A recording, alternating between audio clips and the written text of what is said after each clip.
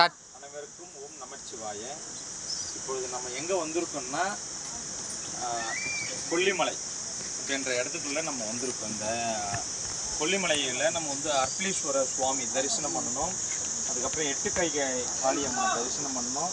மாசி பெரியண்ண சுவாமியை நம்ம தரிசனம் பண்ண வந்திருக்கோம். இப்போ பார்த்தீங்கன்னா நம்ம ஆகாய தீர்த்தம் சொல்லப்படுகின்ற இந்த உடைய ஆகாய கங்கைக்கு இப்போ நம்ம போயிட்டு இருக்கோம். ஒரு 1300 படிகள் நம்ம வந்து கீழே கடந்து இந்த நம்ம இந்த ஜலத்தில் நம்ம போயிட்டு நம்ம ஸ்நானம் செய்கிறோம்னா நம்ம செய்த பாவங்கள், தோஷங்கள், உடலாலப்பட்ட பிரச்சனைகள் எல்லாமே இதில் தீரும். ஏன்னா சித்தர்கள் மூலியமாக பார்க்க போனால் இங்கே வந்து ஸ்நானம் செய்து கொண்டு தான் சித்தர்கள் வந்து தவத்தில் கொண்டாங்க.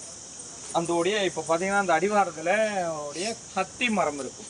அந்த அத்தி மரத்துக்கு கீழே நம்ம உட்காந்து நம்ம நினைச்ச காரியங்கள் இங்கே வேண்டினால் சிவபெருமானுடைய அருளால் நமக்கு முழுமையாக கிடைக்கும். ஏன்னா நான் அதுதான் வந்திருக்கேன். நான் இப்போது சுயம்பாக வந்தவுடைய லிங்கம் இந்த உடைய அர்ப்பளீஸ்வர சுவாமியோடைய அருள் அனுகிரகத்தோடு நம்ம இப்போ இந்த கொல்லிமலையை இப்போது நம்ம கடந்து வந்துட்டு இருக்கோம். இப்போ ஆகாய தீர்த்தத்தில் போயிட்டு நம்ம குளிக்கிறதை பார்க்கலாம். அங்கே போயிட்டு நான் இப்போ ஜபம் பண்ணுறது உடைய அருளால் நமக்கு எல்லாவுடைய நன்மைகள், நோய்கள் தீர. ஏன்னா இதெல்லாம் பார்த்தீங்கன்னா அடர்ந்த காடு முழுவதையும் பார்த்தீங்கன்னா அடர்ந்த காட்டில் மூலிகை வாசம் தான் நமக்கு நிறைய இருக்கும். நம்ம கீழே வாசம் பண்ணும்போது பார்த்தீங்கன்னா நம்ம மூச்சு பிராணங்கள் வழியாக நம்ம சுவாசிக்கிற வாசத்தில் இந்த மூலிகை வாசம் நமக்குள்ளே கிடைக்கும். தீராத நோய்கள் இருந்தாலும் இங்கே தீரும்ன்றது ஒரு ஐதீகம்.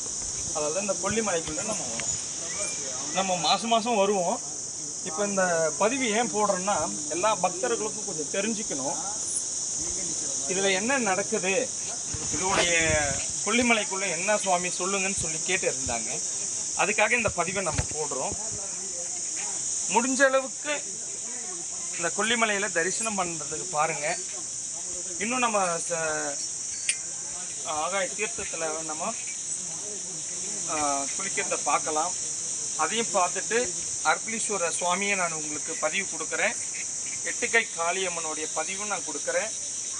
அதுக்கப்புறம் மாசி பெரியண்ணா சுவாமியோடைய பதிவும் நான் உங்களுக்கு கொடுக்குறேன். சரிங்களா? நன்றி, வணக்கம். ஓம் நமச்சிவாய.